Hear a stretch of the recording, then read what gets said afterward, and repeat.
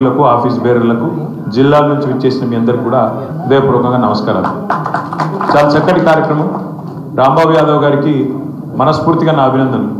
ఎందుకంటే గత సంవత్సర కాలంగా పార్టీ ఓటమి పాలైన శాసనసభ ఎన్నికల్లో అనుకోకుండా స్వల్ప తేడాతో కేవలం 4 లక్షల ఓట్ల తేడాతో మనం ఓడిపోయినా, ప్రతిపక్ష పాత్ర నిర్వహించాల్సి వచ్చినా పోయింది అధికారం మాత్రమే, పోరాట పటిమ మాత్రం కాదు అనే విధంగా కార్మిక విభాగాన్ని చక్కగా నడిపిస్తున్న రాంబాబు గారికి, అదేవిధంగా మిగతా మిత్రులందరికీ కూడా పేరు పేరున హృదయపూర్వకంగా శుభాకాంక్షలు.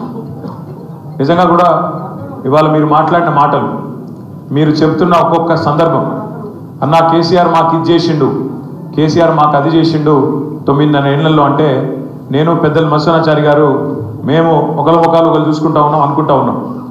సార్ గిన్ని చేసిండా అని మేమే అనుకునే పరిస్థితి. నిజంగా కూడా గిన్ని చేసిండా, గిన్ని పనులు చేసిండా.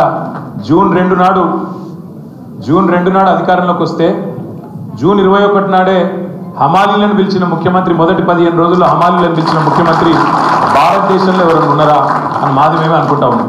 ఎందుకంటే 5 ఏళ్ళు ముఖ్యమంత్రి పదవి చేసినా అసలు వాళ్ళ సమస్యలు ఏందో తెలుసుకోకుండా ఉన్న వాళ్ళు చాలా మంది ఉండొచ్చు. హమాలీలు ఉన్నారని, వాళ్ళకి సమస్యలు ఉన్నాయని, వాళ్ళు కార్మికులు మన కోసమే, ఇవాళ రాష్ట్ర అభివృద్ధి కోసం, రాష్ట్ర బాగు కోసం కష్టపడుతున్న వాళ్ళు, చెమట చిందిస్తున్న వాళ్ళు అనే సోయి లేకుండా ఉన్న ముఖ్యమంత్రులు చాలామంది ఉండొచ్చు దేశంలో. కానీ మొదటి 15 రోజుల్లో పిలుచుకొని మాట్లాడిన ముఖ్యమంత్రి, అదేవిధంగా 8 రూపాయలు ఉన్నదాన్ని ఆయన దిగిపోయే నాటికి 26 రూపాయలు చేసిన ముఖ్యమంత్రి అని చెప్తుంటే చాలా సంబరపడ్డాం. అట్లాగే సందర్భాలు తలుచుకుంటే ఎన్నో గుర్తొస్తాయి. కష్టం వచ్చినప్పుడే నాయకుడు విలువ తెలుస్తుంది. ఏదైనా కష్టకాలం వచ్చినప్పుడే నాయకత్వ పటిమ, నాయకత్వం విలువ, నాయకత్వ లక్షణాలు తెలుస్తాయి. కరోనా వచ్చింది. కరోనా వస్తే మీకు యాదుకుండాలి, క్రికెట్ మ్యాచ్కి ఎంతమంది అయితే టీవీలో ముంగట కూర్చుంటారో, కేసీఆర్ ప్రెస్ మీట్కి అట్లా కూర్చుంటారు మొత్తం టీవీలో ముంగట. సార్ ఎప్పుడు మాట్లాడతాడు, ఏం చెప్తాడు వినాలే, ధైర్యం వస్తుంది సార్ మాట వింటే, నేను చెప్పేది కరెక్టా కాదా అని చెప్పి టీవీలో ముందు కూర్చుందరు. ఇంట్లో పెద్దవాళ్ళు, చిన్నపిల్లలు, మనోళ్ళే కాదు, ఆంధ్ర రాష్ట్రంలో కూడా చాలామంది ఫ్రెండ్స్ చెప్తుండే, ఆంధ్రప్రదేశ్లో కూడా కేసీఆర్ గారి మాట వినాలి, ఏం చెప్తాడో చూడాలి. ఎందుకు చెప్తున్నా కరోనా కాలం గురించి అంటే, కరోనా అప్పుడే మాకు కూడా ఒక విషయం తెలిసింది. కరోనా అప్పుడే లెక్కలు తీస్తున్నాం. ఎందుకంటే నాకు గుర్తున్నారు, మున్సిపల్ మంత్రి మేము నాకేమనిపించిందంటే, కరోనా వచ్చినప్పుడు రాష్ట్రం అంతానేమో ఎక్కడోళ్ళు అక్కడ ఇళ్ళల్లో ఉంటున్నారు, పారిపోతున్నారు, లేదా మా ఊరికి వెళ్ళిపోతాం, ఇక్కడ మాకు చిన్న చిన్న అరలలో ఉండస్తలేదు, ఒకళ్ళకి కట్టుతుంది, పోతామని చెప్పి ఎక్కడోళ్ళు అక్కడ వెళ్ళిపోతాను. ఇక ఇక్కడ హైదరాబాద్లో మీకు తెలుసు పెద్ద పెద్ద బిల్డింగులు, ఆకాశాన్ని అంటే బిల్డింగులు, ఇక్కడ పడే రోడ్లు, ఇట్లా పనిచేసే కార్మికులు ఉంటారు. ఇటుక బట్టీలలో కానీ, క్రషర్ల కాడ కానీ, లేదా కాంట్రాక్టర్ల కాడ కానీ, నిర్మాణ రంగంలో కానీ పనిచేసే కార్మికులు ఉంటారు. రాష్ట్రం అంతానేమో ఎక్కడోళ్ళు అక్కడ మేము రైలు ఎక్కిపోతాం, బస్సు ఎక్కిపోతాం, నడుచుకుంటూ పోతాం అవసరమైతే, కానీ ఇక్కడ మాత్రం ఉండమని చెప్పి అందరూ పారిపోయే పరిస్థితి. అప్పుడు కేసీఆర్ గారు పిలిచి మాకు చెప్పింది, మన రాష్ట్రంలో దాదాపు 35 లక్షల మంది, ఒకరు కాదు ఇద్దరు కాదు, 35 లక్షల మంది కార్మికులు దేశంలోని వివిధ ప్రాంతాలకు వెళ్ళి వచ్చి ఇక్కడ పనిచేస్తున్న వాళ్ళు ఉన్నారు. ఇప్పుడు మీరు ఏదైనా నిర్మాణ రంగం సైట్ కాడుకోండి, ఏదైనా బిల్డింగ్ కట్టి కాడుకోండి, ఆడ చెక్క కొట్టేటోళ్ళు, కార్పెంటర్ పని చేసేటోళ్ళు, ప్లంబింగ్ చేసేటోళ్ళు, సెంటరింగ్ చేసేటోళ్ళు, ఆడ మిగతా పనులు చేసేటోళ్ళు దాదాపు 80-90% మంది బయట వాళ్ళు ఉన్నారు. ఇక రాజస్థాన్ వాళ్ళు ఉంటారు, బీహార్ వాళ్ళు ఉంటారు, జార్ఖండ్ వాళ్ళు ఉంటారు. ఆఖరికి వరి నాట్లకు పత్తులేరేతందుకు కూడా కూలీలు ఇవ్వాలి. రేపు జార్ఖండ్కి వెళ్ళి, బీహార్కి వెళ్ళి, బెంగాల్కి వెళ్ళి కూడా వచ్చే పరిస్థితి, ఒడిశాకి వెళ్ళి వచ్చే పరిస్థితి ఉన్నది. ఇటుక బట్టలు కట్టుకోతే ఇటుక బట్టల కార్మికులు కూడా ఒరిస్సా వాళ్ళు చాలా మంది ఉంటారు. నువ్వు ఇక్కడ ఏదన్నా హోటల్కి పోతే అలా సప్లై చేసే పిల్లగాళ్ళు కార్మికులు ఎవరైతే ఉంటారో ఎక్కువ మేరకు ఒడిస్సా, జార్ఖండ్ ఆ ప్రాంత పిల్లలు ఎక్కువ ఉన్నారు. ఇట్లా మొత్తం లెక్కలు తీసినాం, 35 లక్షల మంది వెళ్ళింది. ఒక మనిషి, ఒక ముఖ్యమంత్రికి నా రాష్ట్రం వాళ్ళు కాదు, నాకు ఓట్లు వేసేటోళ్ళు కాదని తెలుసు ఆయన. నా రాష్ట్రం వాళ్ళు కాదు, నాకు ఓట్లు వేసేటోళ్ళు కాదని తెలుసు. కానీ మనసున్న ముఖ్యమంత్రి కాబట్టి, కార్మిక పక్షపాతి కాబట్టి ఆ రోజు కేసీఆర్ గారు ఒక మాట అన్నారు, మీకు యాదుకుండాలి, టీవీలలో ఉంటే చూడొచ్చు. ఏమన్నాడు ఆ రోజు? వీళ్ళు కార్మికులు కాదు, మా రాష్ట్ర డెవలప్మెంట్లో భాగస్వాములు, పార్ట్నర్స్ అన్న ఒకే ఒక్క ముఖ్యమంత్రి కేసీఆర్.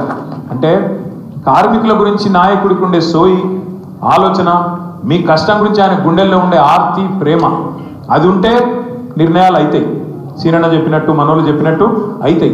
ఎప్పుడైతే కార్మికుడు కష్టం తెలిసినోడైతే అయితే మీ డెవలప్మెంట్లో, ఈ రాష్ట్ర డెవలప్మెంట్లో మీరు ఓటర్లు కాకపోవచ్చు, ఇక్కడ నీకు ఓట్లు లేకపోవచ్చు, నీకు రేషన్ కార్డు లేకపోవచ్చు, కానీ నువ్వు మా రాష్ట్ర డెవలప్మెంట్ల పార్ట్నర్ కాబట్టి నీకు నేను 1000 రూపాయలు జేబులో పెట్టి, భోజనం పెట్టి, టికెట్ ఫ్రీగా ఇచ్చి, రైళ్లు నేను పెట్టి నీ ఇంటికాడ దింపొస్తా అని చెప్పిన ఒకే ఒక్క ముఖ్యమంత్రి భారతదేశంలో కేసీఆర్. ఒక గది కేసీఆర్ నాయకత్వం అంటే, ఒక గది కేసీఆర్కు కార్మికుల పట్ల ఉన్న ప్రేమ అంటే. కేసీఆర్ గారికి ఏదో కార్మికుల పట్ల ప్రేమ ముఖ్యమంత్రి అయినాక రాలేదు. ఆనాడు కేంద్రంలో యూపీఏలో మనం 2004లో అధికారంలో చేరినప్పుడు మొదలు కేసీఆర్ గారికి షిప్పింగ్ పోర్ట్ఫోలియో ఇచ్చింది. ఓడరేవులది పోర్ట్ఫోలియో ఇస్తే డిఎంకే వాళ్ళు పంచాయతీ పెట్టింది, మాకు కావాలి, మాకు ఇస్తా అన్నారు. అంటే 24 గంటలు పోయి మన్మోహన్ సింగ్ గారికి, మొన్ననే చనిపోయింది పెద్ద మనిషి, పోయి ఆయన చేతుల కాగితం పెట్టి, నేను ఈ పదవుల కోసం రాలేదు, ఇంకో దానికోసం రాలేదు, నేను వచ్చింది తెలంగాణ కోసం, వాళ్ళకి ఇచ్చేయి, నువ్వు మళ్ళీ ఇచ్చకపోతుంది లేకపోతే అని చెప్పి వెంటనే ఆ కాగితం వాళ్ళ చేతిలో పెట్టి వచ్చినాడు కేసీఆర్ గారు. దాదాపు 9 నెలలు ఏ పోర్ట్ఫోలియో తీసుకోలేదు. తీసుకోక ఆఖరికి 9 నెలల తర్వాత పార్లమెంట్లో ఆనాడు ప్రతిపక్షం వాళ్ళు, బీజేపీ వాళ్ళు, క్యాబినెట్ల పోర్ట్ఫోలియోలో మంత్రి ఉంటాడా, ఇది ఎక్కడ విచిత్రం అని చెప్పి వాళ్ళు ఎకసెక్కంగా మాట్లాడితే, అప్పుడు మన్మోహన్ సింగ్ గారు కేసీఆర్ గారిని పిలిచి, మీరు పోర్ట్ఫోలియో తీసుకోవాలి అంటే కేసీఆర్ గారు 2 కండిషన్లు పెట్టిండు.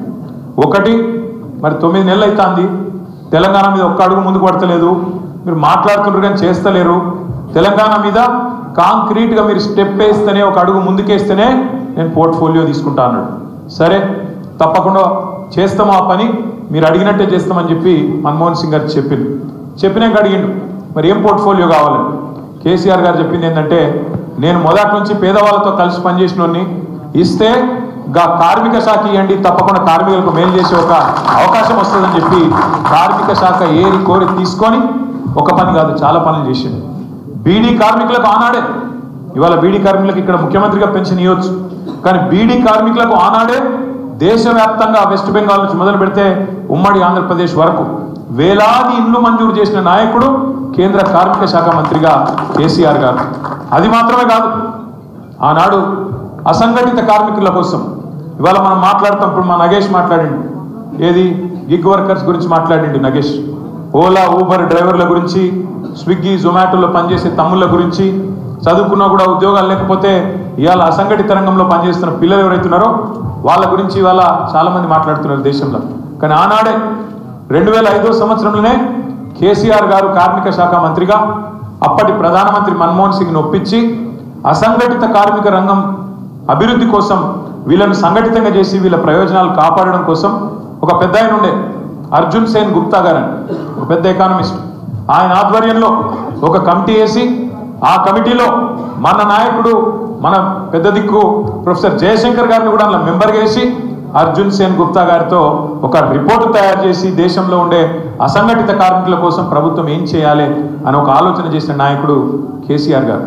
సరే తర్వాత దురదృష్టం, ఆ పదవిలో, ఎందుకంటే మనం పోయింది పదవి కోసం కాదు, మనం పోయింది ఆ పదవి ద్వారా వచ్చే పైరవుల కోసం కాదు, పైసల కోసం కాదు, తెలంగాణ కోసం పోయినాం. కాబట్టి మాకు తెలంగాణ ఇచ్చే ఆలోచన ఈ కాంగ్రెస్కు లేదు అనే అభిప్రాయం ఎప్పుడైతే కలిగిందో సారు బయటకు వచ్చేసిండు. సరిగా ఆ పని అసంపూర్ణంగానే ఆనాడు మిగిలిపోయింది. కానీ ఇవాళ గర్వంగా ఉన్నది, ఒక ముఖ్యమంత్రిగా కేసీఆర్ గారు ఒక హమాలీల గురించో, ఒక ఆటో డ్రైవర్ల గురించో కాదు, అందరి కోసం పనిచేసింది. బహుశా భారతదేశంలో నాకున్న అవగాహన మేరకు, నేను మున్సిపల్ శాఖ మంత్రిగా, పంచాయతీరాజ్ మంత్రిగా కొద్ది కాలం కూడా పనిచేసాను. భారతదేశంలో నాకు తెలిసి ఏ ముఖ్యమంత్రి కూడా సఫాయి అన్నా నీకు సలాం అన్నా అన్న ముఖ్యమంత్రి భారతదేశంలో కేసీఆర్ తప్ప ఎవరు లేరు. ఎందుకంటే ఒక సఫాయి కార్మికుడి కష్టం తెలుసుకొని వాళ్ళు చేసే, మరి వాళ్ళు పడే ఇబ్బందులు, వాళ్ళకుండే చికాకులు, ఇవన్నిటినీ తీయడానికి కేసీఆర్ గారు చేసిన కృషి మామూలు కృషి కాదు.